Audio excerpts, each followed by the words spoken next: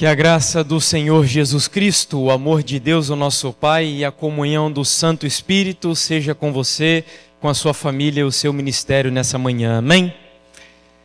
Bom, meus amigos, que prazer estar com vocês para dividir um pouquinho do que tenho aprendido com o Senhor ao longo da minha vida, ao longo do meu ministério, e também uma alegria reencontrar aqui alguns amigos que já não víamos há algum tempo, alguns outros há bastante tempo. Uma alegria essas ocasiões.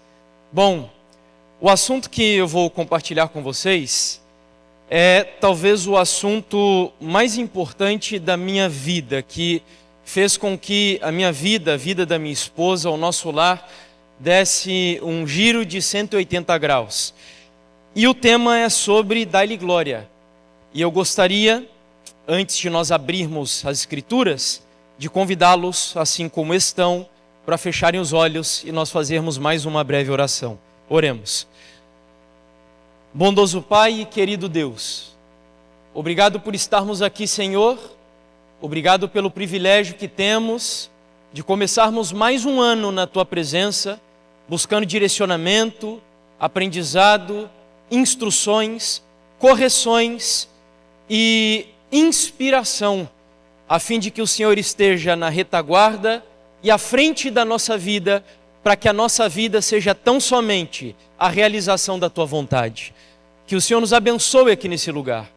A Tua palavra será aberta mais uma vez, assim como já foi em outras ocasiões. E nós queremos novamente que o Senhor fale aos nossos corações. Que o Senhor me use, apesar dos meus pecados, para instruir, para abençoar, e de tal maneira que o Teu Espírito Santo se manifeste aqui nesse lugar, e que através da pregação da Tua palavra, que haja transformação na vida de cada um de nós. É o meu desejo, a nossa oração, em nome do Senhor Jesus. Amém, Deus. Abra então a sua Bíblia num texto clássico dos Adventistas, que é o texto de Apocalipse 14, versos 6 até o 7.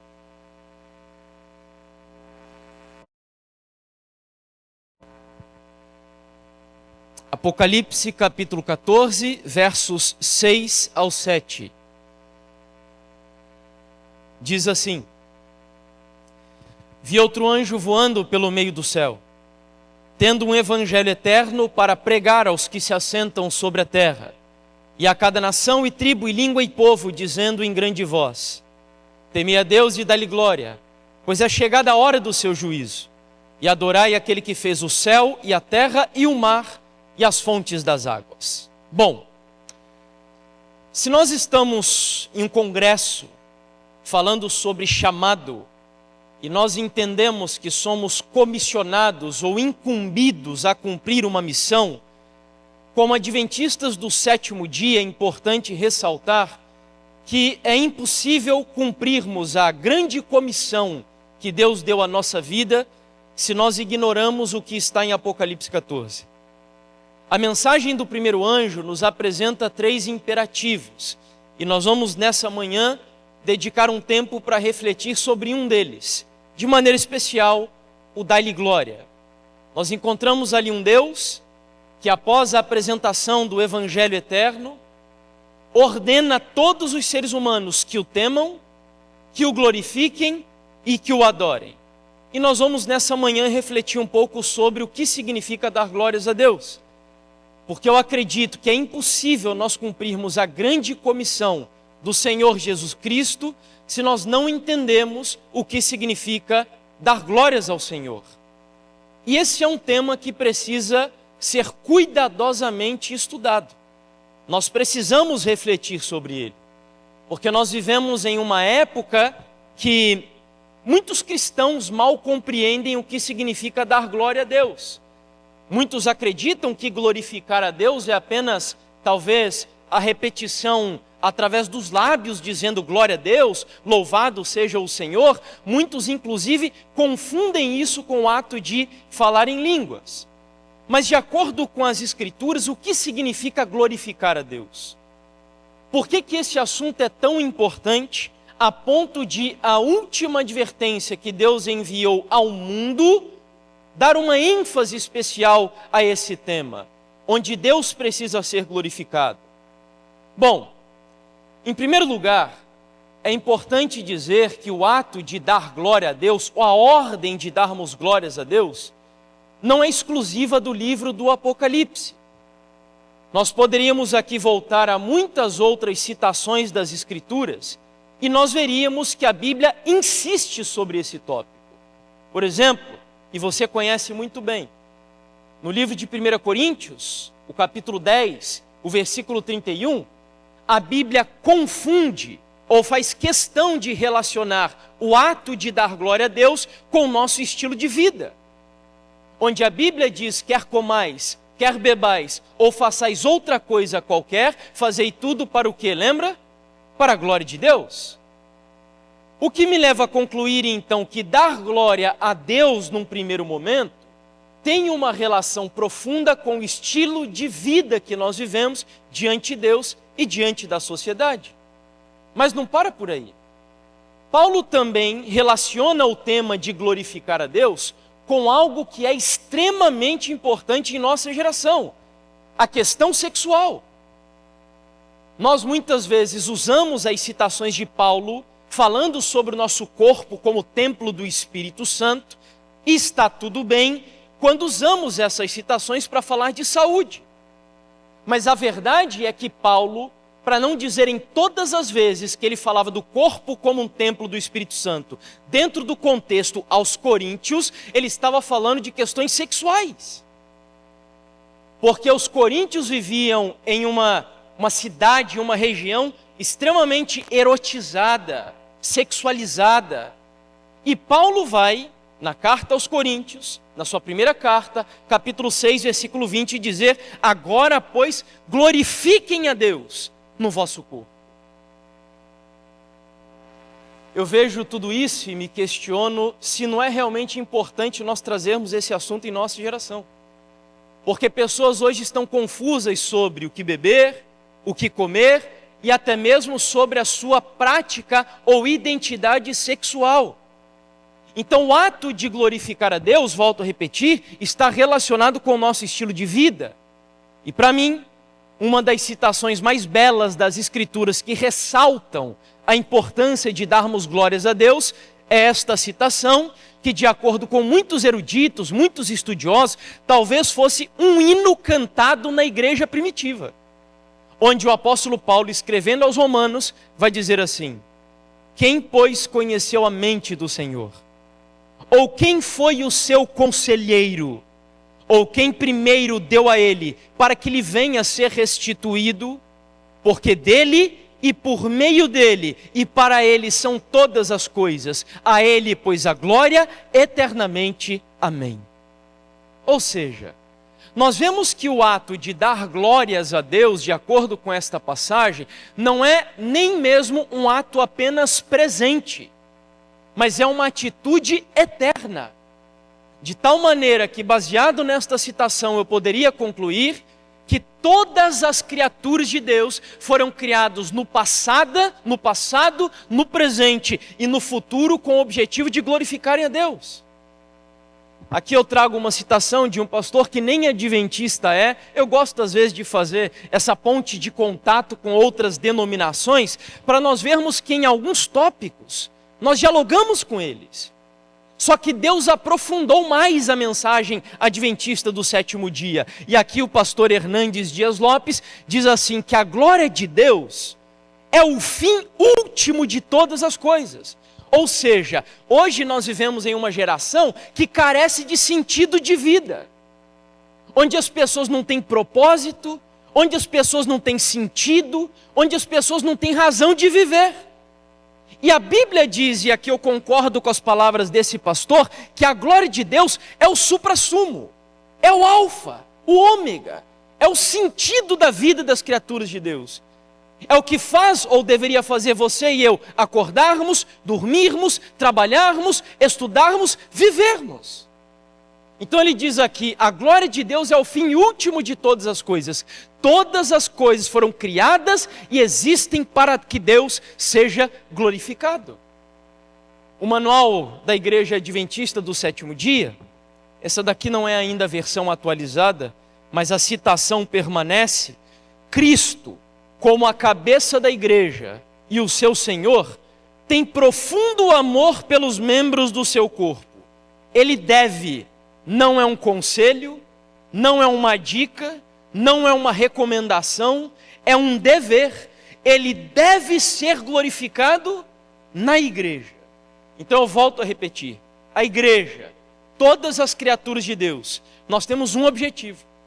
Eu ainda me arriscaria a dizer, eu sei que nós estamos aqui por uma causa nobre, nós temos ministérios, e ministério existe para servir, ministério existe para salvar, ministério existe para tirar pecadores das mãos de Satanás que estão à beira da destruição. Só que eu me arriscaria a dizer que antes disso, e o fundamento disso, a igreja existe para um objetivo primário, que é glorificar a Deus. Quando eu tenho um ministério, quando eu vou pregar o evangelho, se eu saio aí fora sem entender que antes disso tudo eu preciso glorificar a Deus, eu terei um problema em algum momento da minha trajetória. Então, amigos, glorificar a Deus deve ser a tônica da nossa vida e do nosso ministério. Mas o que significa glorificar a Deus? Antes de responder, eu queria dizer para você que esse assunto é tão importante. Abra sua Bíblia em Abacuque, capítulo 2, versículo 14, e veja que o Antigo Testamento tem uma promessa, dentre muitas outras, é claro, mas aqui eu vou ler uma promessa relacionada com a glória de Deus. Abacuque, o capítulo 2 e o versículo 14. Eu vou ler só o finalzinho da citação, onde a Bíblia diz que a terra se encherá do conhecimento do quê? Da glória de Deus. Então vejam que no Antigo Testamento, e esta profecia ela ainda vai se cumprir de maneira mais plena e abundante, mas o Antigo Testamento diz que toda a terra seria cheia do conhecimento da glória de Deus. E o que é isso? Será que a glória de Deus é uma luz? Será que a glória de Deus é um fulgor? O que seria essa glória com a qual o mundo todo será preenchido, que a Bíblia chama de glória do conhecimento de Deus? Isso é tão real que você conhece bem a profecia de Apocalipse 18. E se Abacuque fez uma promessa, Apocalipse 18 diz que essa promessa vai se cumprir. Porque você conhece bem a passagem, onde a Bíblia fala de um anjo que desce do céu, cheio de poder, e ele proclama em voz potente, e a terra foi iluminada com a sua glória. Ou seja, Abacuque disse que chegará um momento em que a terra será preenchida pelo conhecimento da glória de Deus. E o Apocalipse está dizendo que esta promessa vai se cumprir, que a terra conhecerá a glória do Senhor. Mas como isso acontecerá? Me ajudem aqui agora. Se a Bíblia diz que a glória de Deus, ou dar glórias a Deus, é um imperativo sobre os seres humanos, acaso eu tenho glória para dar a Deus? Vocês têm glória para dar a Deus? Alguém aqui tem glórias para dar a Deus? Sim? Sim ou não? Não, nós não temos glória. Você vai lembrar que Romanos, no capítulo 3, diz que todos pecaram e nós estamos destituídos da glória de Deus. Como é possível então uma mensagem que eu devo pregar aos quatro cantos do mundo, que diga aos seres humanos para glorificarem a Deus, se nós não temos glórias para dar a Deus? A pergunta é, o que é a glória de Deus? E eu queria trazer aqui uma primeira reflexão, baseada em Êxodo capítulo 33. É uma citação bastante conhecida, e nós vamos refletir um pouquinho sobre ela aqui agora. Porque antes de nós entendermos como nós vamos dar glórias a Deus, nós precisamos primeiro compreender o que é a glória de Deus. Esse texto vai nos ajudar. E ele diz assim: então ele, falando de Moisés, disse: rogo-te, orando a Deus, que me mostres a tua glória. E Deus responde: farei passar toda a minha bondade diante de ti, e te proclamarei o nome do Senhor. terei misericórdia de quem eu tiver misericórdia, e me compadecerei de quem eu me compadecer. Ou seja, a Bíblia aqui está sugerindo, e para mim essa é uma das orações, um dos pedidos mais audaciosos que nós encontramos nas Escrituras, onde um pecador tem a coragem, a audácia de dizer: Senhor, mostra-me a tua glória. Eu quero ver a tua glória. Eu quero contemplar a tua glória, Senhor.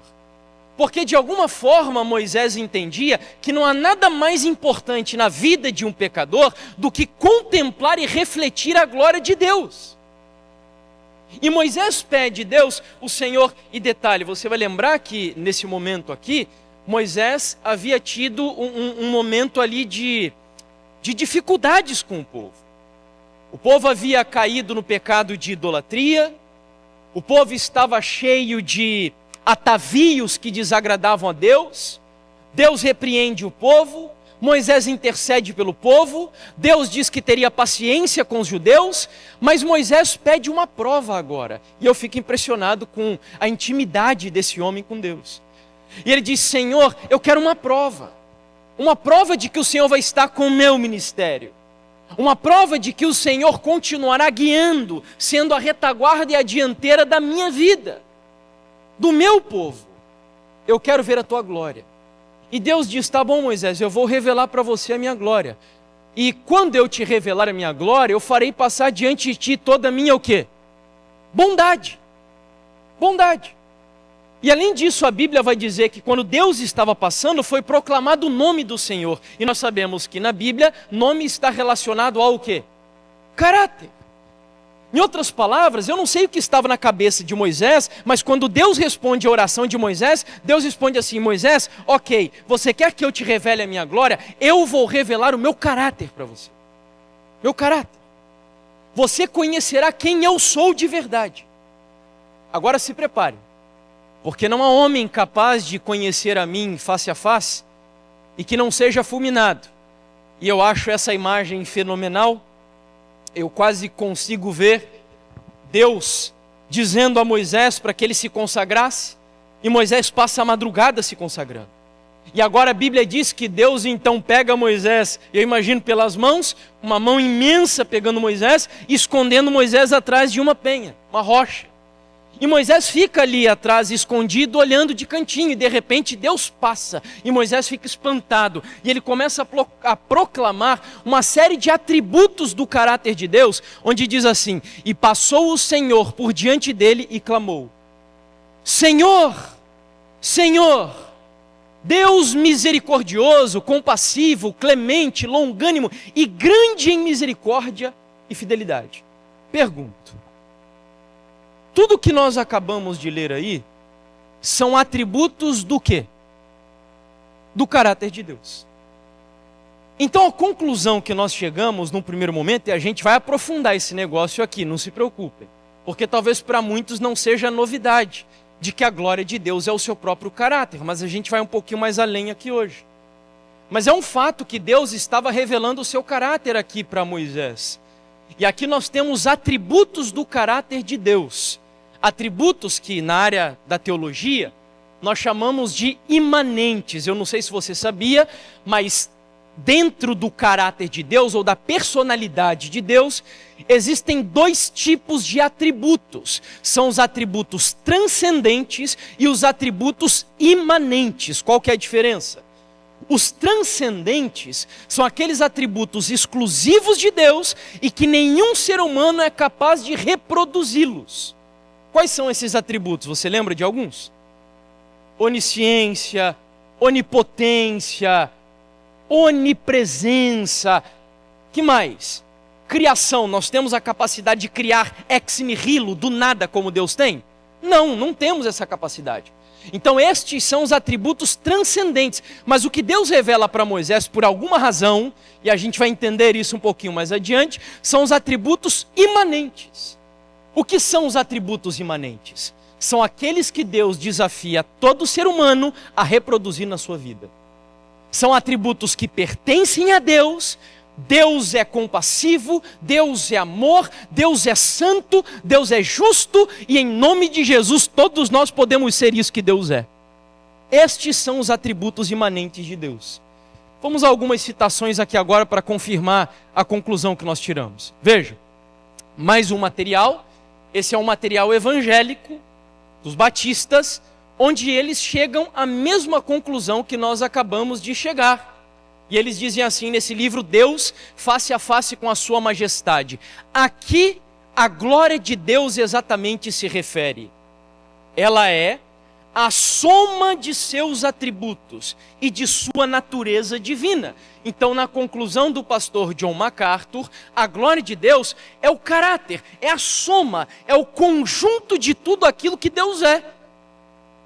Mas quando a gente tem talvez alguma dúvida em algo, na escola a gente tira a prova real, não é assim?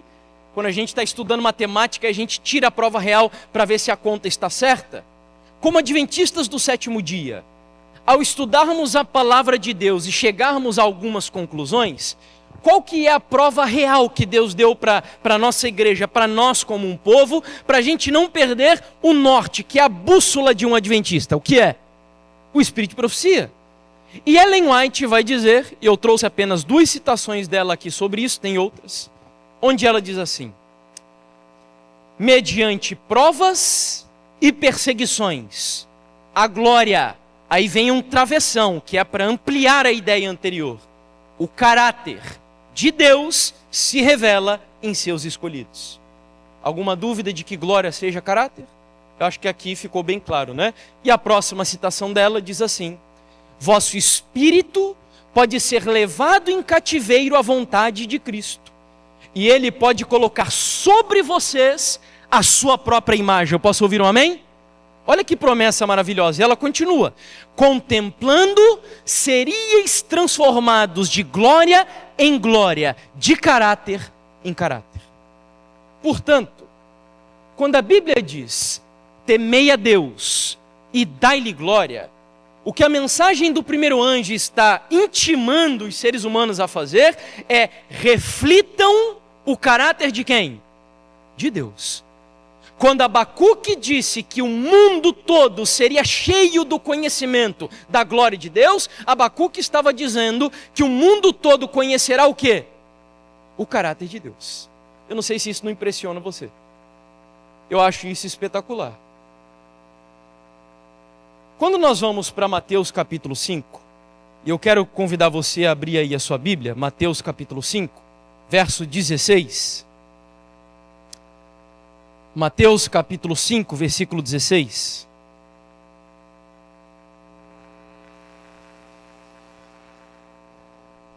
Nós sabemos que o contexto da passagem são as bem-aventuranças.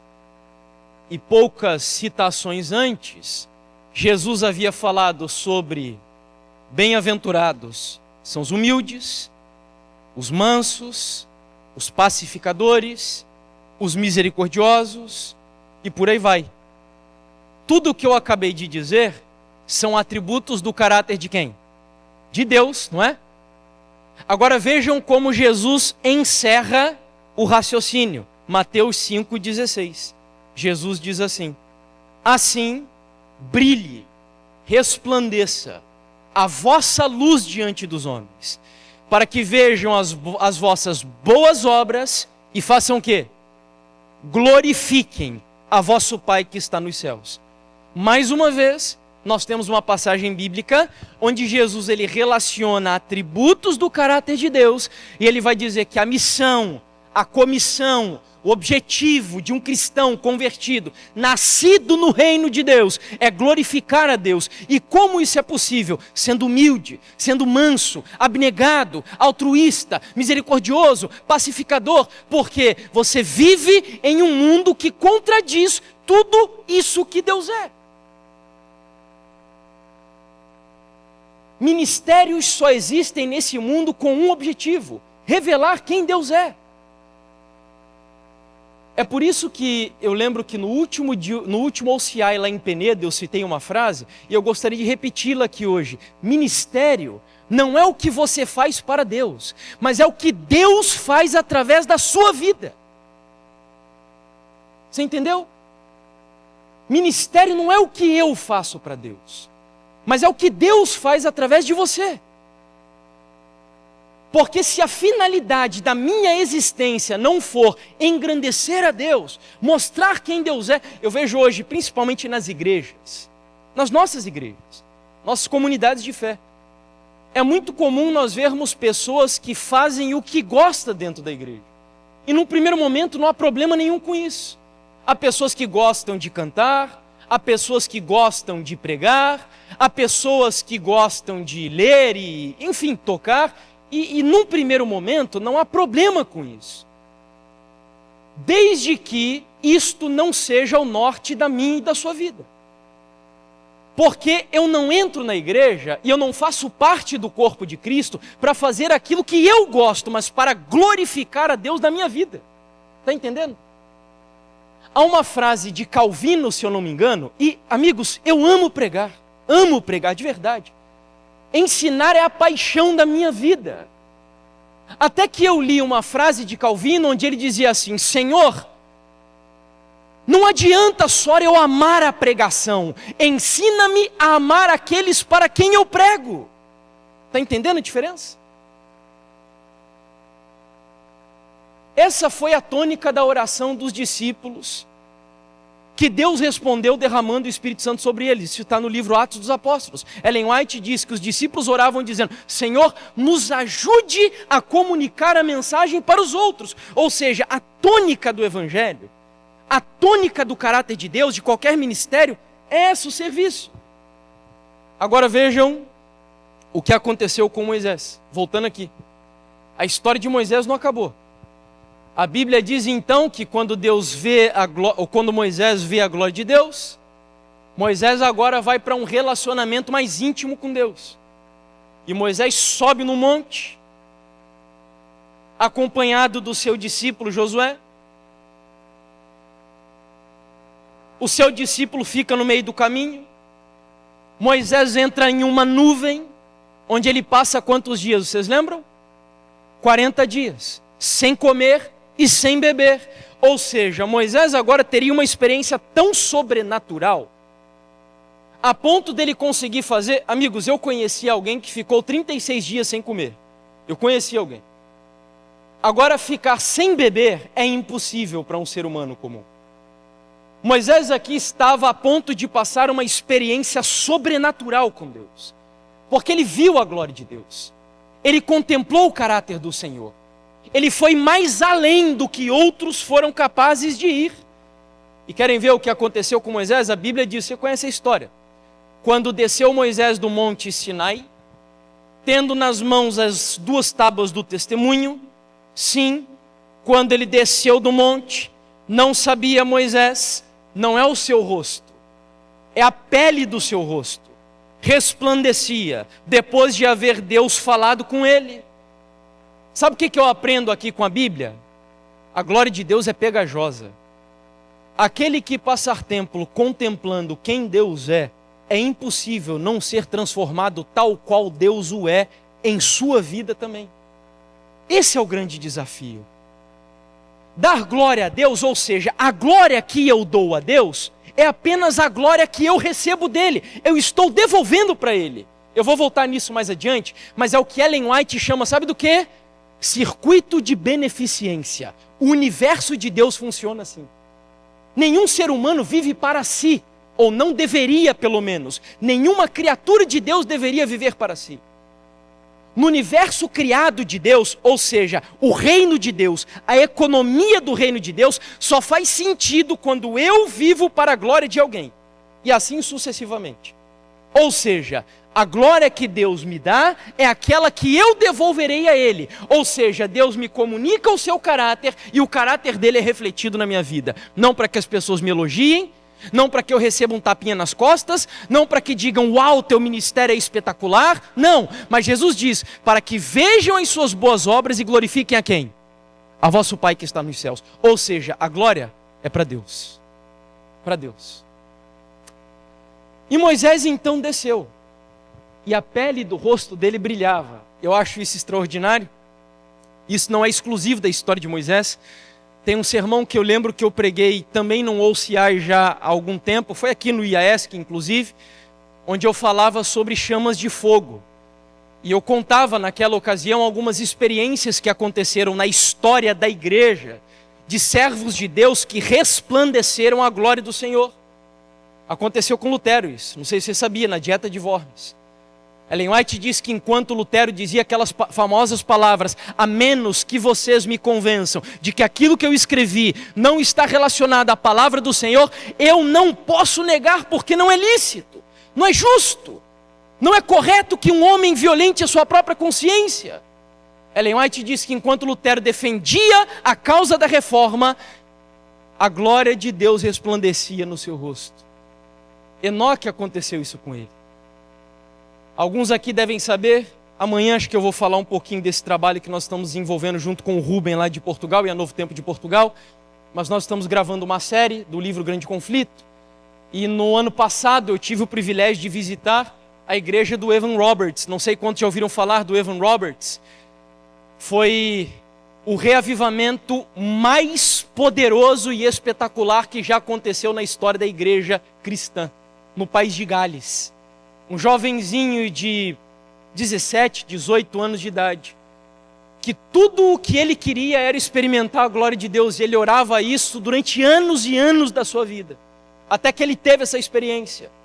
E resumindo uma história longa aqui, em uma reunião de jovens, na pequena igreja nós tivemos lá, meus irmãos, vocês não têm ideia, é uma igreja muito pequena, uma igreja extremamente humilde, hoje assistida apenas por pessoas idosas, bem idosos.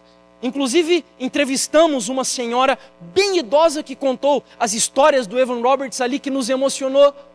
E por causa de um jovem nesta igreja de uma vila extremamente afastada do país de Gales, ele anunciando a mensagem para um grupo de jovens da sua igreja, iniciou-se ali um reavivamento poderoso.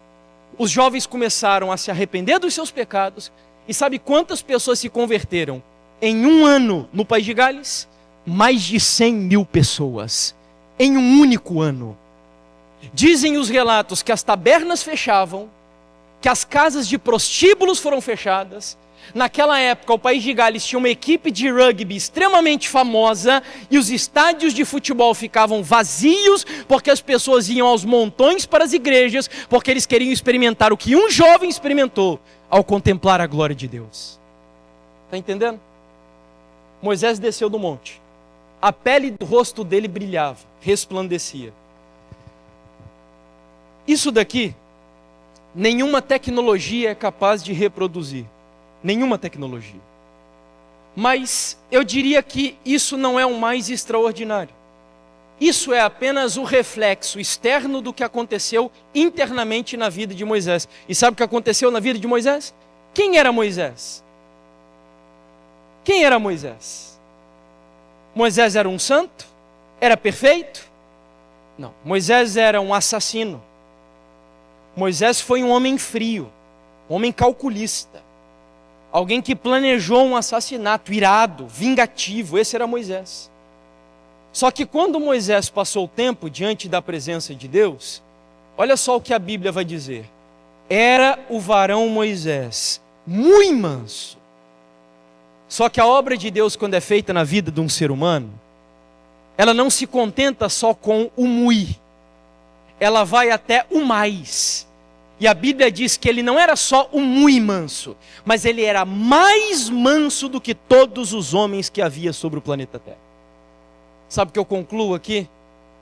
Que Deus, Ele deseja causar um impacto tão profundo na nossa vida. E eu asseguro para vocês, amigos, isso tem a ver com o tema que eu vou compartilhar amanhã. Nós hoje vivemos em uma geração viciada no extraordinário. Estamos viciados no extraordinário.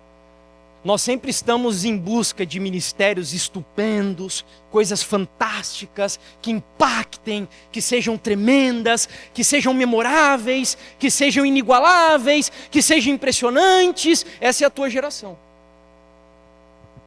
E amanhã a gente vai falar um pouco sobre isso. O Deus do ordinário.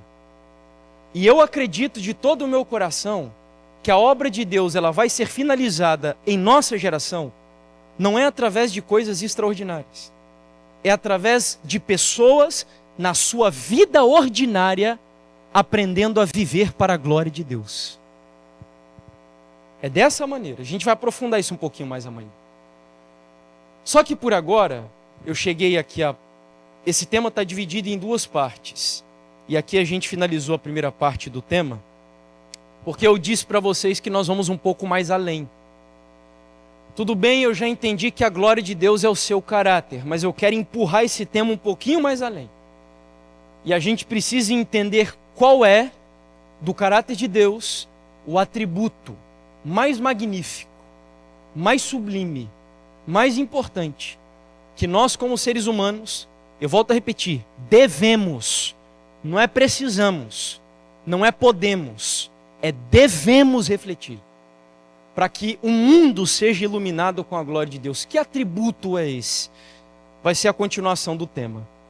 Por agora, eu não sei se todos aqui conhecem o irmão Jefferson, mas o irmão Jefferson até o ano de 2015 foi um inimigo da igreja adventista do sétimo dia.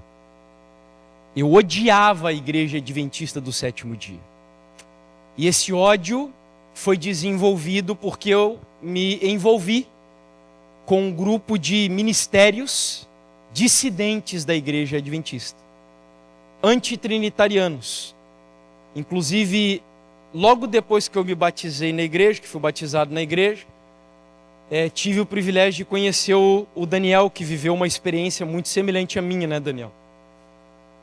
E eu fiquei 10 anos nesse meio. Eu era católico, conheci a Bruna, hoje minha esposa, na época minha namorada. Nós começamos a namorar muito novos. A Bruna tinha 14 anos e eu tinha 15 anos de idade. Nós nos conhecemos num curso de inglês, perto da casa onde ela morava e eu morava, no nosso bairro. E nós começamos a namorar. E a minha sogra, naquela ocasião, tinha há 1 ano e meio, mais ou menos, 2 anos, sido excluída da igreja adventista do sétimo dia, por se envolver com um grupo de pessoas que não acreditava na Trindade, em Curitiba. E era inclusive o tio da minha esposa, um dos que militavam muito ali dentro da igreja contra a Trindade. Eles foram excluídos da igreja.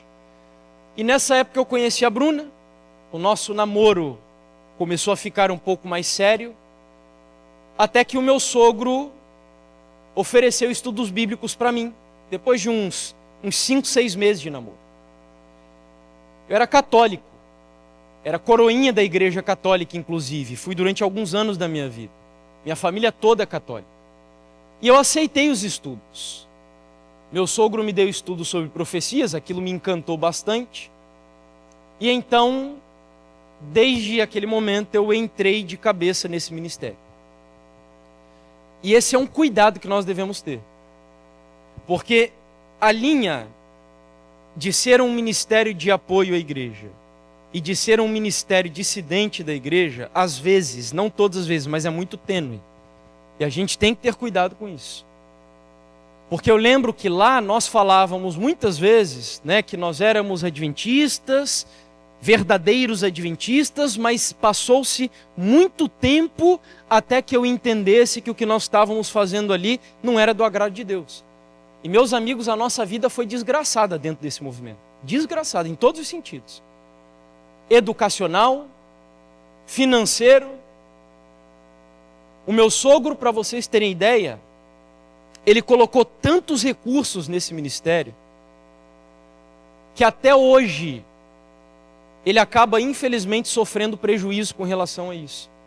Nós nos afastamos, a Bruna e eu, da nossa família, dos nossos amigos, porque inclusive paramos também de estudar, porque entendíamos Jesus está voltando, então para que a gente vai trabalhar, estudar, se desenvolver? Enfim, foram 10 anos nisso tudo. E Deus mostrou muitas e muitas vezes que aquilo tudo não fazia parte dos planos dele. Mas eu insistindo em que nós deveríamos permanecer ali. Até que no ano de 2013, eu fiz uma proposta para a Bruna de que nós fôssemos para uma escola missionária. E essa era uma escola missionária que eu não sabia, mas ia abençoar muito a nossa vida. Era uma escola de um ex-pastor adventista. Nessa ocasião ele estava afastado da igreja, mas a escola ainda tinha uma diretriz muito melhor do que aquela que nós tínhamos no ministério de onde eu vim. E aí eu fiz a proposta para a Bruna para nós irmos para essa escola. Eu achei que a Bruna não ia aceitar de jeito nenhum. A escola ficava no México, na divisa com os Estados Unidos, lá no deserto da Baixa Califórnia. E a gente tinha uma ideia mais ou menos das condições que nós encontraríamos ali. Mas a Bruna acabou aceitando e nós fomos para lá. Isso foi no mês de setembro do ano de 2013. Chegamos lá, fomos para a escola, descemos no aeroporto de Tijuana, entramos em uma van que aqui no Brasil, aquela van jamais poderia estar em circulação nas condições que estava. Nunca, em hipótese alguma. O pneu do veículo, você conseguia ver os arames saltando para fora, de tão gasto que estavam os pneus. O veículo era enviado como doação por pessoas dos Estados Unidos para a escola, só que não tinha nem placa. E sabe o que a gente fazia para andar com ele? A gente pegava a placa de outros carros e colocava no carro que a gente usava. Fazia troca de placas. Imagine isso acontecendo aqui no Brasil. E era assim que a gente andava por lá. E aí nós entramos nesse, para mim era tipo um camburão. Estávamos com 3 jovens daqui do Brasil e mais a minha esposa e eu. E o diretor da escola começou a preparar a gente para aquilo que nós enfrentaríamos ali. Nós chegamos lá, à noite, uma viagem longa, cerca de 24 horas, e não tinha luz elétrica, nós íamos ficar hospedados dentro de um trailer. A Bruna queria tomar um banho, não tinha nem água dentro do nosso trailer, ela foi levada para um outro lugar. Aí voltaram, levaram a gente para o trailer, a Bruna começou a chorar, desesperada.